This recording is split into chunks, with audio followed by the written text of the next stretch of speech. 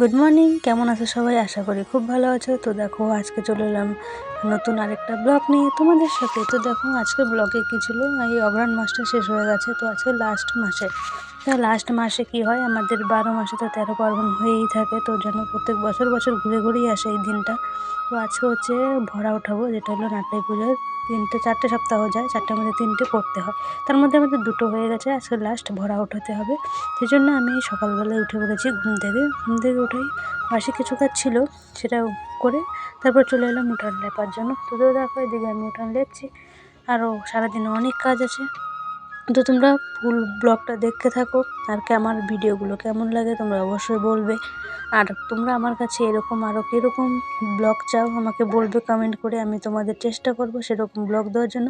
আর প্রচণ্ড কয়দিন ধরে না প্রচণ্ড কাজের চাপ, জানোই তো, ঘরে ধান এসেছে, নতুন ধান, আর সেসব কাজ পরিষ্কার করতে করতে ধান ডাঙাতে সময়ই পাই না ব্লগ দেওয়ার। তবুও চেষ্টা করছি ব্লগটা পুরোটা দেওয়ার। তো তোমরা দেখো আমার ব্লগটা পুরো।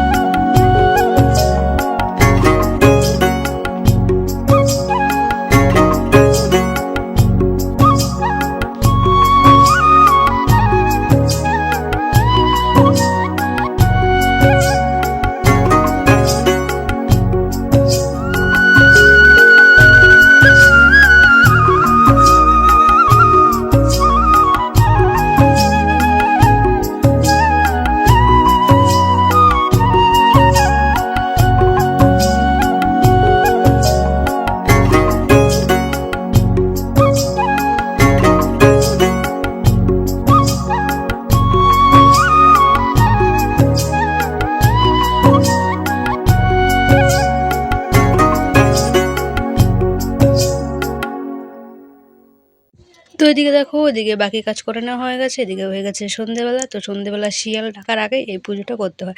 তো আমি চলে এলাম তুলসী গাছতলায়। তো তুলসী গাছতলায় পুজোটা কিন্তু করতে হয়, তুলসী গাছতলা আমি লেপে নিচ্ছি। তো লেপে নিচ্ছি, ওদিকে শাশুড়ি মা দেখলেই তো তোমরা, শাশুড়ি মা বানাচ্ছে পিঠে। বলো তো কি, একা করতে গেলে না অনেকটা দেরি হয়ে যাবে, হয়তো শিয়ালে ডাকি দিয়ে দেবে, জানি না।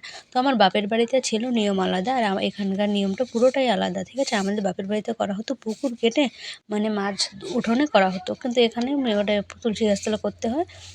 আর এখানকার নিয়মটাই পুরোটাই আলাদা। তো তোমরা দেখতে থাকো আমি কিভাবে পুজোটা করি, আর তোমরাও কিভাবে, সবার বাড়িতে কিভাবে হয়। তো দেখো এদিকে হয়ে গেছে আমার পিঠে, আমার শাশুড়ির মার পিঠে বানানো। তো পিঠে বানানো হয়ে গেছে, তো নিয়ে আসলাম যে আমি এখন তুলসী গাছতলা। তো এখন আমি পুজোটা করব। তো তোমরা দেখতে থাকো আমি কিভাবে পুজোটা করি, আর তোমরাও কি এই পুজোটা করো সবাই কমেন্ট করে বলবে। আর তোমরা কীরকম ভিডিও দেখতে চাও সেটাও আমাকে বলবে।